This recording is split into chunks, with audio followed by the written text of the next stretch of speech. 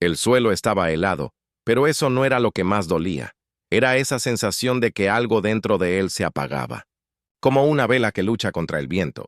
Renato cayó de rodillas y luego al piso, como si su cuerpo ya no le perteneciera. Su frente tocó los azulejos fríos de la cocina con un golpe sordo, y un escalofrío subió por su espalda empapada de sudor.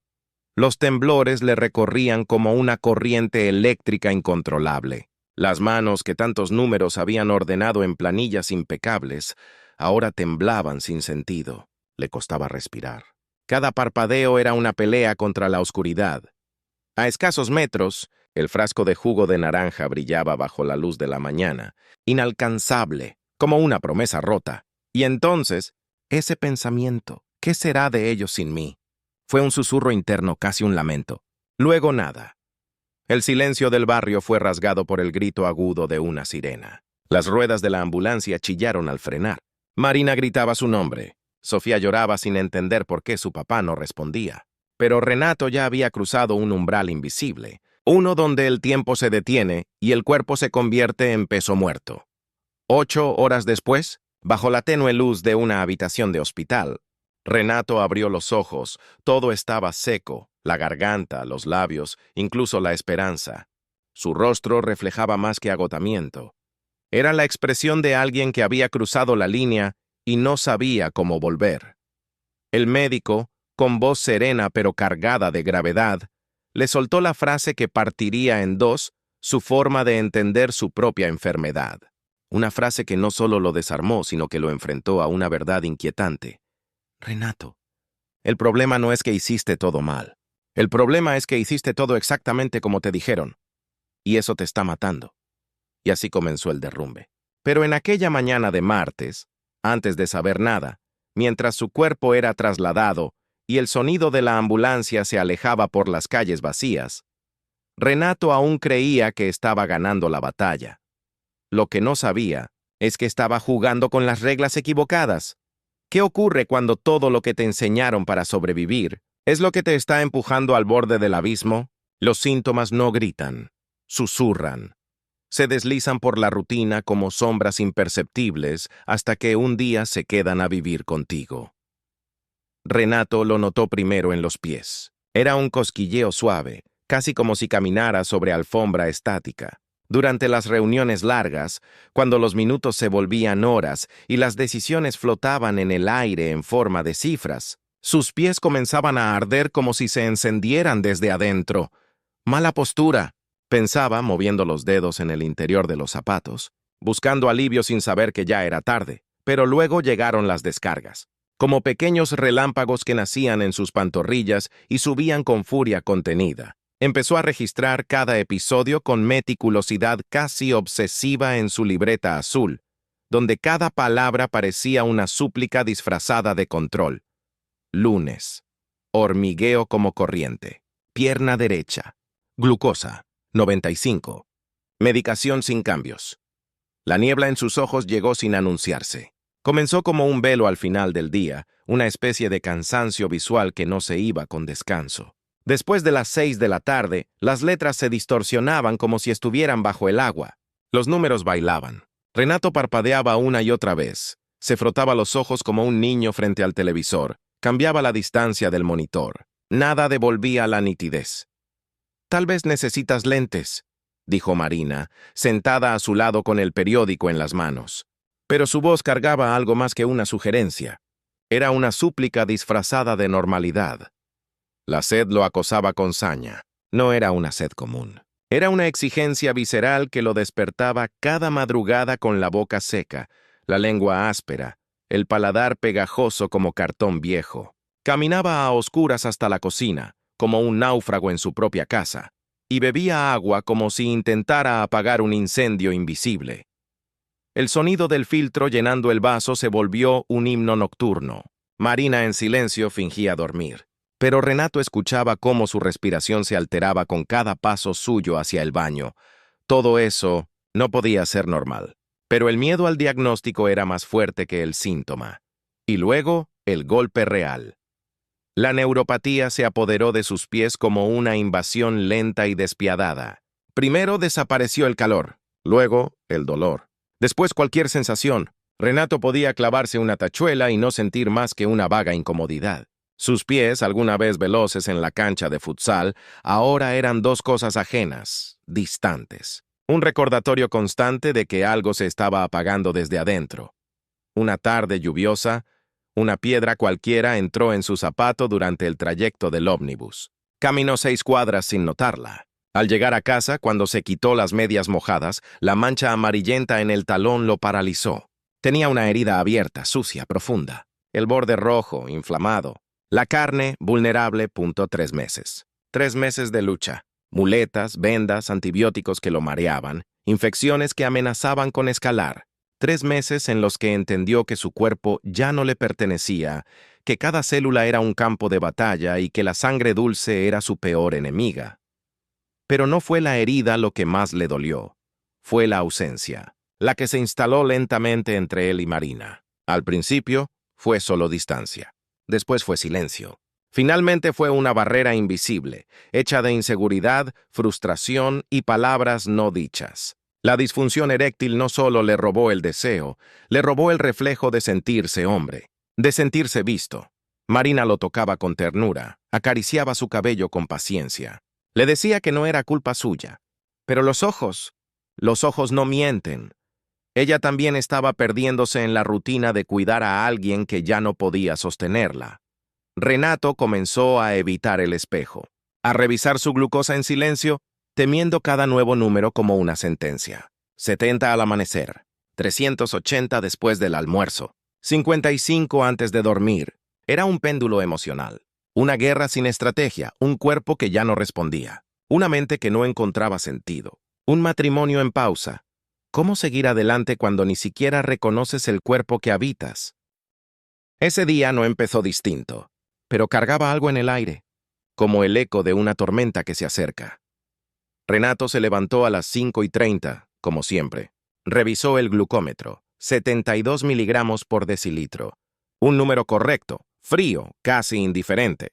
Se tomó la metformina con un trago de agua sin sabor. Masticó 2 rebanadas de pan integral que sabían a cartón húmedo y bebió el café amargo, tan oscuro como su cansancio. No lo sabía aún, pero algo dentro de él ya estaba al borde del colapso. En la oficina, el ambiente olía a tensión y café rancio. La auditoría interna había comenzado. 2 contadores externos, con trajes oscuros y rostros sin expresión, revisaban cada factura, cada célula de Excel como si buscaran un crimen.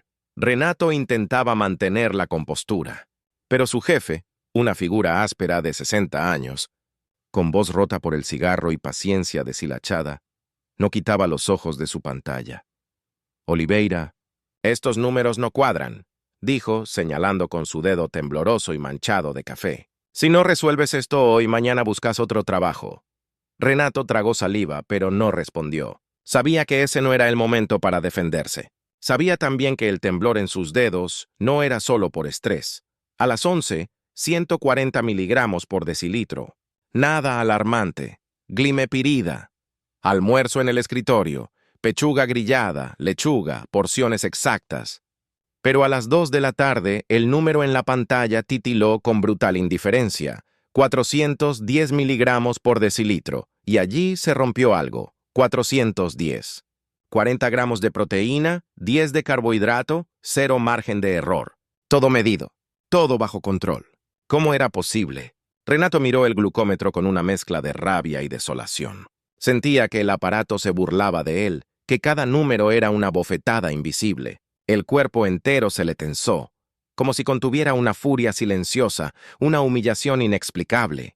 Y el día apenas empezaba a caer. El auto no encendió. La lluvia tamborileaba con fuerza sobre el parabrisas. El aire se llenó del olor a ozono y desesperación. Renato llamó a Marina 3 veces. Ocupado. Sofía tenía pediatra. Nadie respondía. Esperó el ómnibus durante 40 minutos bajo la lluvia, empapado, con los hombros hundidos y la glucosa subiendo como una marea invisible que lo arrastraba.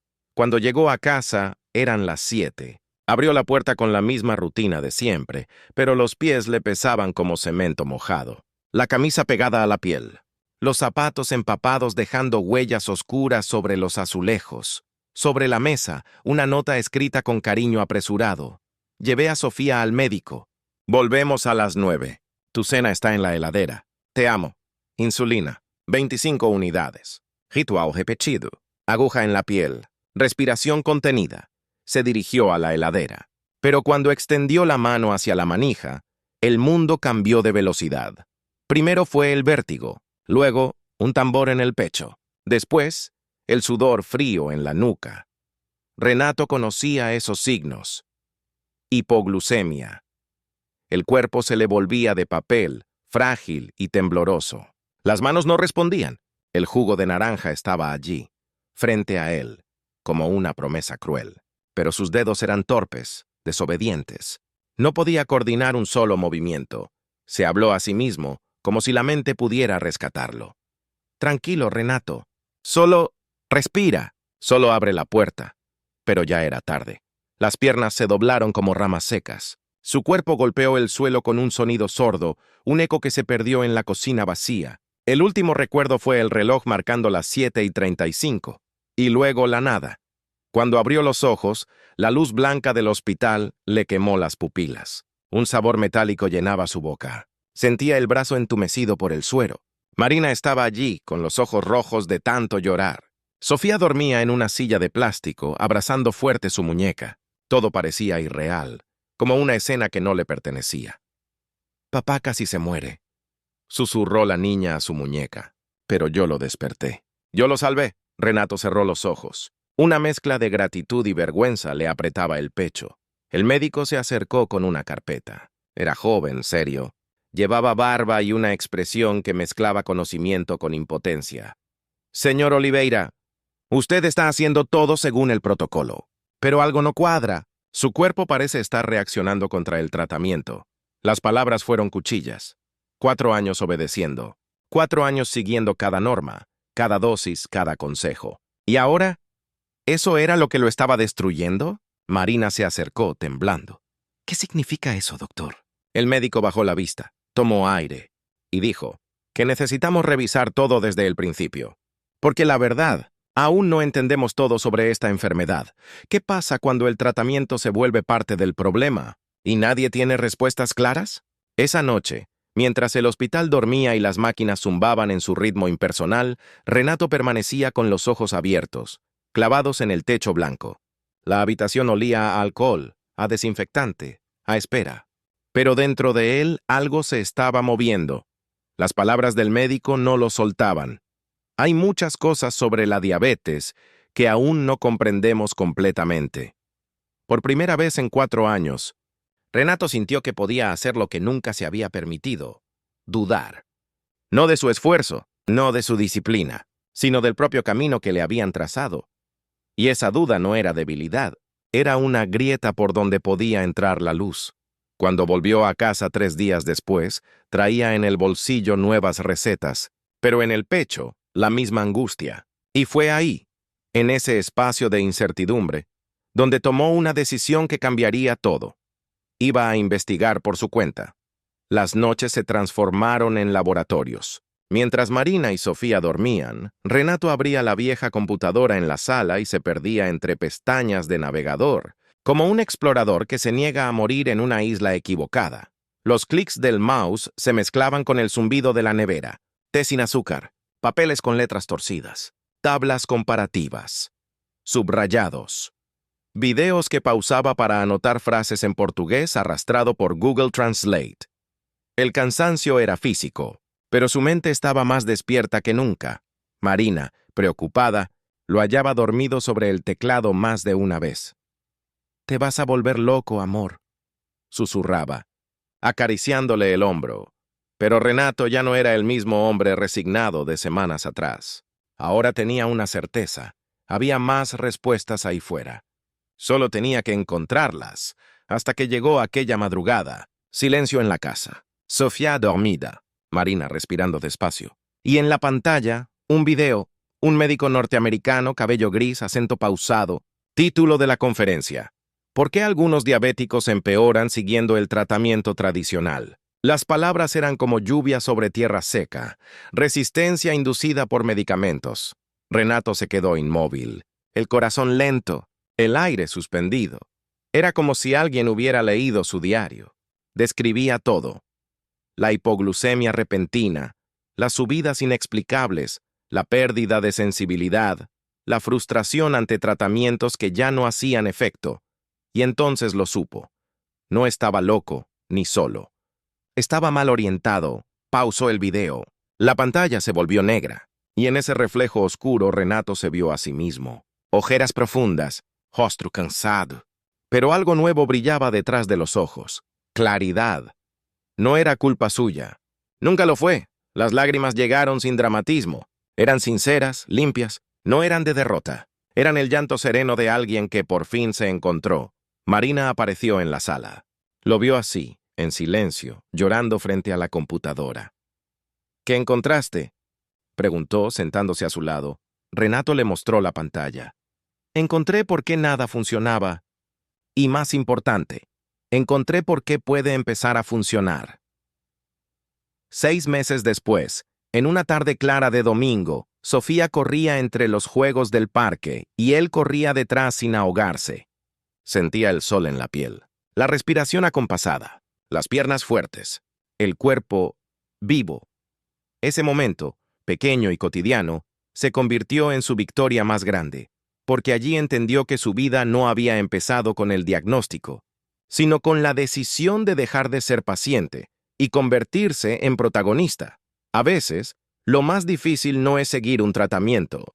Lo más difícil es atreverse a cuestionarlo cuando deja de tener sentido. Si estás viendo esto y algo dentro de ti resuena, si estás haciendo todo bien pero sientes que tu cuerpo grita lo contrario, tal vez no necesitas esforzarte más. Tal vez necesitas empezar a hacer las preguntas que nadie más se atreve a hacer, porque la verdadera salud no llega cuando seguimos recetas. Ciegamente, llega cuando despertamos y nos volvemos socios activos de nuestra propia curación.